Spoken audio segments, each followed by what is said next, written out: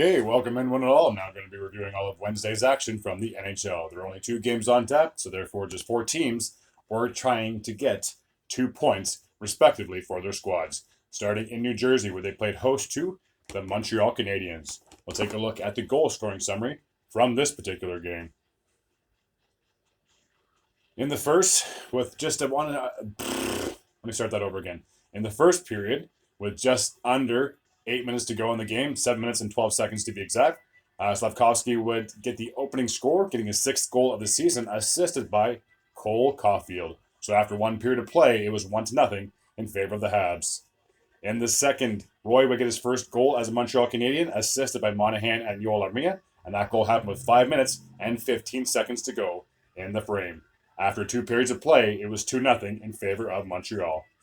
In the third period, Luke Hughes would get a power play goal for the New Jersey Devils, cutting the deficit to 2-1, recording his 8th goal of the season, assisted by Hischier and Meyer. And that was a power play goal to note.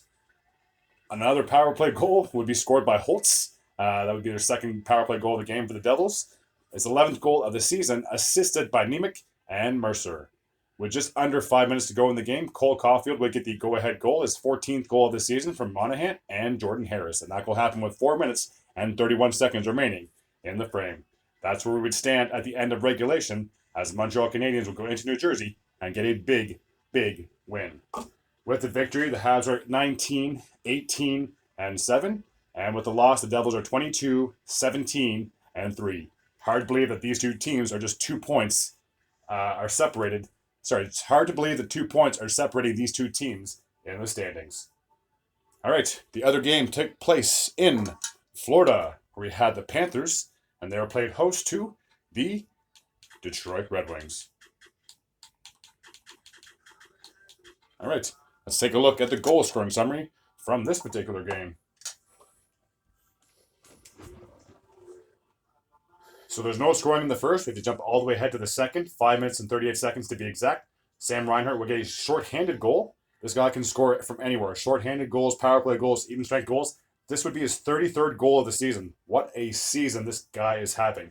Assisted by Lundell and Kulikov. With just under 9 minutes to go in the game, in the period I should say, 8 minutes and 20 seconds to be exact, Rasmussen would tie the game up, getting his 10th goal of the season from Mata and Kopp. Just 16 seconds after that, Forsling would put the Panthers ahead, 2-1 at that point, his 6th goal of the season, assisted by Sam Bennett. So after 40 minutes of play, it was 2-1 in favor of the Panthers. In the third, Fabry would tie the game up, getting his 13th goal of the season, assisted by Rasmussen and Olli Mata. That would be his 13th of the season, 6 minutes and 15 seconds in the frame. There was no other scoring in that frame, so we needed extra time. And in overtime on a power play, the captain, Dylan Larkin, would get his 18th goal of the season, the game-winning goal, assisted by Shane Gothisberg and David Perron. So with the victory, the Detroit Red Wings are 23, 16, and 5. And as of right now, they are currently sitting 3rd in that Atlantic Division. Yes, that's right. The Maple Leafs have now been bumped down to a wild card position. And despite the loss, the Panthers are still sitting 2nd in that Atlantic Division, 27, 13, and 4.